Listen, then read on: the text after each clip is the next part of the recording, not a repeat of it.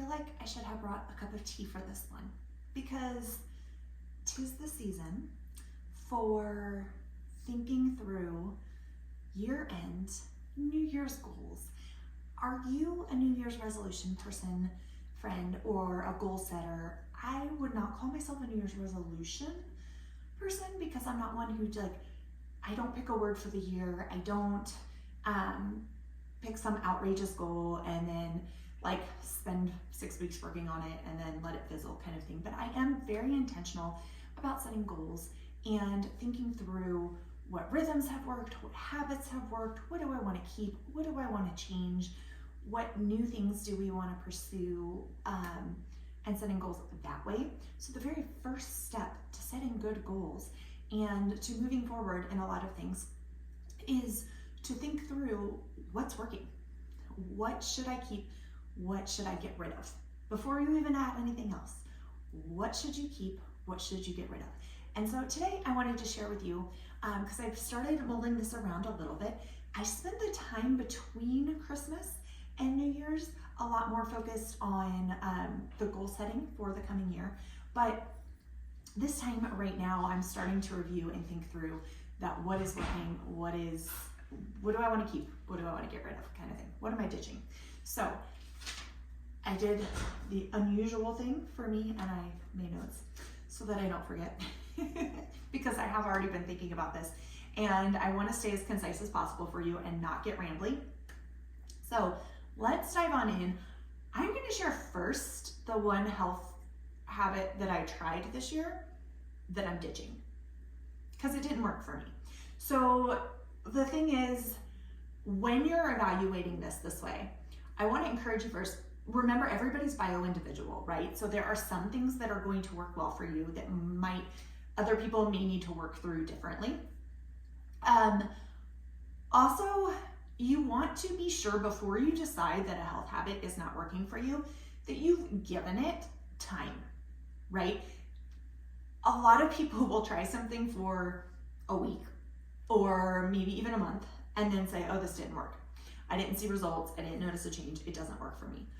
But friends, oftentimes it takes 3 to 6 months of trying something to really see if it's making changes in your body because sometimes those changes are really small and minute. I tried the whole thing. You've probably seen this, most likely. If you are in the health world at all on the socials of any kind, you've probably seen this huge push for women, especially over the age of 40, to be ditching intermittent fasting and going for eating within 30 minutes. It's like eating 30 grams of protein within 30 minutes of waking up. Friends, I tried this for 3 months, 4 months. And to be honest, it felt forced the entire time. I felt like I was forcing my body to do something my body really did not want to do. And I have not noticed any positive results from that. My body tends to do well with intermittent fasting. Now, that said, it may sound contradictory in a second when I'm going to tell you one of the habits I started that I'm keeping, but ditching that 30-minute, eating within 30 minutes of waking up and making sure it's 30 grams of protein, no, doesn't work for me. It's ditching, I'm gone, and I'm at peace with it, and it's okay. So if you've tried that and you're like, I don't feel good on it, I'm supposed to be doing this, here's your freedom to say, no, it doesn't work for me. That's okay. So that one I'm ditching. Honestly, I think it's the only health habit I tried that I'm ditching. Most of them that are new to me this year, I am keeping. So those are, I may as well start with the one that is linked with the one I'm ditching. So I am eating something before I have coffee. I have noticed that that does make a difference. So I'm not having coffee on an empty stomach. That said, it's not within 30 minutes of waking up.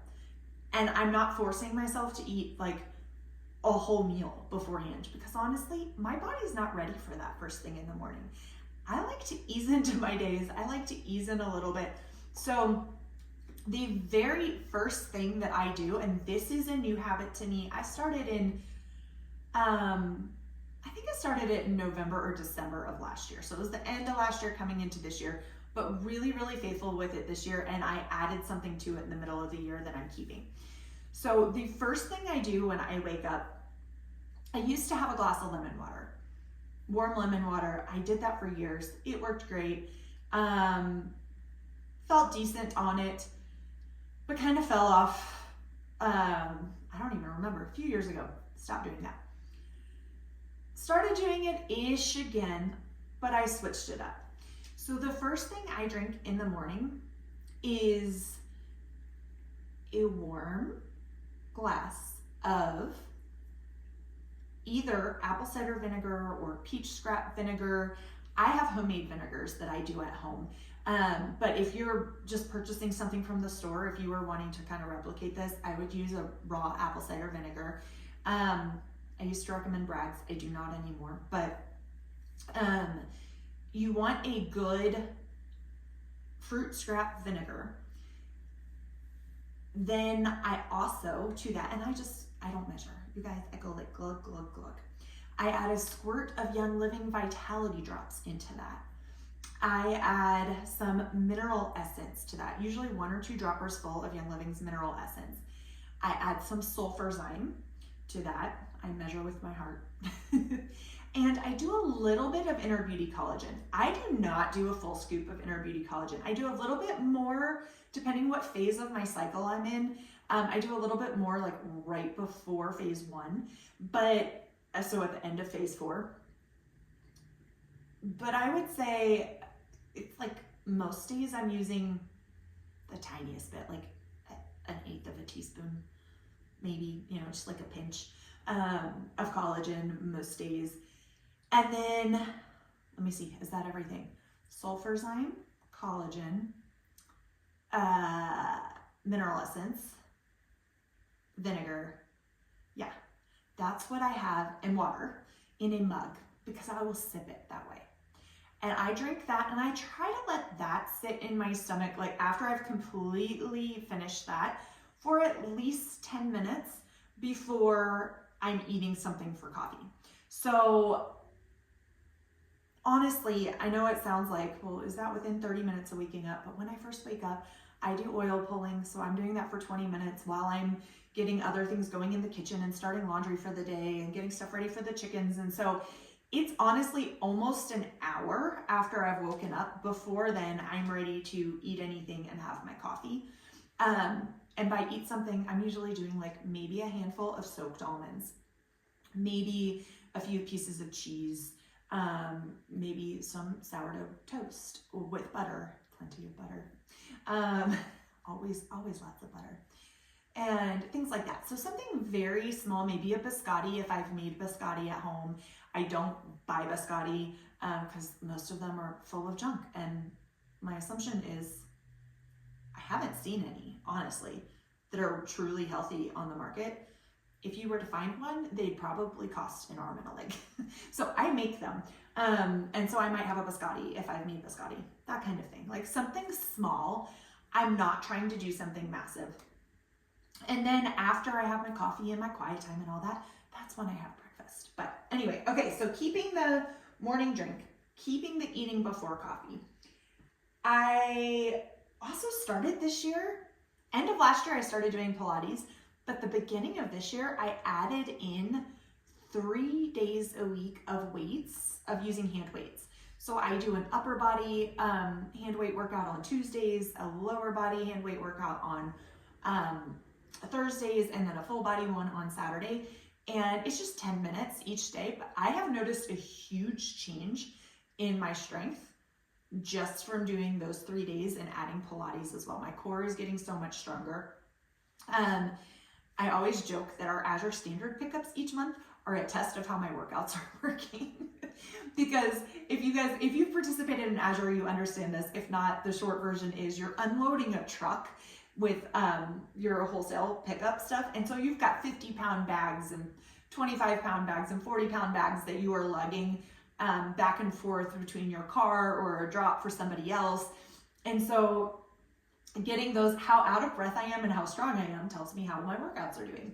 And this year, each drop has gotten better and better and easier. So I'm sticking with that. I like the 3 days a week. I might even add a 4th day and I use Jessica Valant Pilates on YouTube. So they're free Pilates videos, and I use her hand weight videos too.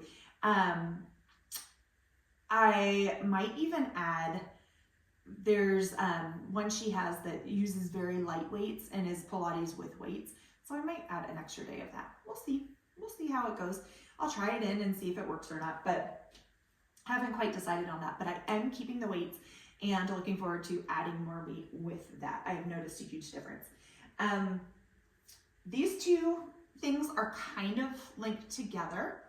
And from someone who is I would say natural night owl for 95% of my life, I have always been wired at 2 o'clock in the morning to 3 a.m. I could stay up, I could work for a long time, and I always had a really hard time getting up in the morning. I have shifted that this year. Once I realized how important deep sleep is and how our bodies are linked with the circadian rhythm is linked with the sunrise and dark, natural light day and night cycles. And if we are not sleeping and awake with those day and night cycles, it does impact our hormones. It does impact our deep sleep, because your deep sleep happens, usually you want to be in bed and asleep before 10 o'clock in order to get the most restorative sleep. And so I wasn't getting that. And I battled it, and I've gotten better over the last few years. I was getting to bed before midnight. This last year, I've been super intentional about getting morning sunrise. I was getting up and getting outside and getting sunlight in my eyes before Holistic Hilda. She leads the Wise Traditions podcast for the Weston A. Price Foundation. She likes to say sunrise before screen rise. And I was really good about that, like getting morning light in my eyes and outside sun before looking at my screen. I don't look at my screen for a while in the morning, and that's been a habit for a long time. But the actual sunrise, like within 30 minutes of the sun coming up, especially in the summer, where here in Casper, Wyoming, the sun comes up early in the summer. I wasn't doing that. So this year I did, because we have chickens, y'all. They like to get outside with the sunrise too. So that's been really helpful for me and encouraging me to go out on days that it's colder. Then I would prefer to wait until later to go out. I've been doing the morning sunrise in my eyes, and then also getting to bed early. And after sunset, I have been wearing, I should have brought them over here, my blue blocking glasses. And so I have evening ones that block out all blue light, not just like your screen time kind of glasses, but they're more amber colored lenses. And I've started putting those on unless I'm hosting an event or going out to dinner, in which case I'll wear my normal screen ones. If I'm at home though, I'm putting on my darker full blue blocking glasses, and I'm doing that at sunset. I'm really curious to see how a full season of that with early evenings, how that impacts my body. I'm really curious because I haven't done it for an entire year. I started that in May, so we will see. But I have really enjoyed, I notice I've never had trouble falling asleep, but I feel like I sleep better with them on, or with wearing them before bed. So anyway. All right, so we've got that earlier dinner times is tied in with that. Is this the last one? No, second to last one. Okay, so we have started eating earlier. Our goal is to still eat just a little bit earlier, but we tend to be the people who are eating, naturally like at 7 or 8 o'clock, which then when we're going to bed at 9 o'clock, sometimes if you're not eating till 7:30 and you finish dinner at 8, then you're going to bed, like by the time you clean up, it's time to go to bed. There's not much unwind time in there. There's also not much digestion before sleep time in there. And you want digestion to be finished before you go to sleep, so that while your body is sleeping, it can do the recovery part. Like, it's not in its current keep up with the day part, it's on its recovery and heal portion. And if you're sleeping after you eat really close in that window, then your body's still digesting before it can get to the healing part. So you have less healing time while you're sleeping. So I've been making an effort to get dinner at least ready 3 hours before bed, if not completely like eaten. So our new goal for the New Year's, this is in there, is around 5:30 eating. We've been doing somewhere between 5:30 and 6:15 recently, and that's been super helpful on the days that we've done that. Again, then you have that. So going back to that intermittent fasting window that I do really well with, a minimum of 12 hours of intermittent fasting. If you've eaten at 5:30, then, you know, by 6 o'clock you're finishing that. Then I have a window from 6 to 6 that is intermittent fasting, and I'm not even eating my first little snack before coffee at 6. It's usually not till closer till 7. So that gives me more of like a 13-hour window in there, which is really nice. And I don't feel like, oh, I'm having to make my body fasting. It's during that time. It's a natural rest cycle, and it really helps with the healing. So I'm excited about that, and keeping that coming into the new year. That's something we really just started very recently. So it's a much newer habit, but it is becoming a habit, and it is one that I want to stick with because I notice positive things with that. Plus, then I'm cleaned up after dinner and I'm able to like actually relax. Okay, and then the very last habit that I'm planning to keep for this new year is one that comes in, and this is a health habit, not last like overall habit, but last health habit I'm planning to keep is the first thing I do after I finish my like minimum task list for the day, my natural rhythms, when those wrap up, I'm going on a walk. It's my treat to myself. I don't always feel like going on a walk after I just finished whatever, you know, work of the day. However, I notice that when I do that, I feel really good afterwards. So making it a goal to continue my walks after completing my like daily list. This is something that I learned from Misty Winkler recently. Her Simply Convivial Homemaking podcast. She talks about having a kind of a running list that you work off of when you finish. So if you finish your work early, then you get to choose, you know, like if kids finish their work early, if they're homeschooled, a lot of times they get to choose what do they want to do with their time. Well, if you finish your work, and obviously there's always ongoing work, right? Like there's always something to do. But if you don't say, hey, this is the work I had to accomplish today, I got that done, now I get to choose what to do with my time, that's when you get to do extra things to treat yourself. That's when I sit down and have a cup of tea with a magazine and read for 15 to 20 minutes. That's when I go on my walk first. That is when I start then working on some other extra projects around the house. I do work off that list, but my hobbies are mixed in. So I have an ongoing list that I choose from, so that I'm not just like, let me sit and scroll social media and then, oh shoot, I could have spent that, 40 minutes extra before I had to make dinner, and I just wasted it scrolling, those kind of things. So I love having the walk in there as that like time break before doing any other projects. So that's my list of health habits that I am keeping for this year, and the one that I'm ditching. I would love to hear from you. What has worked for you this year that you have tried? What are you keeping? What are you ditching? Have you evaluated that yet? And if you haven't, take a look at that. Soon I'll let you know about what I am adding. Haven't gotten there yet, but when I get there, I will be sure to share it with you. Until next time, take care, friends. Cheers.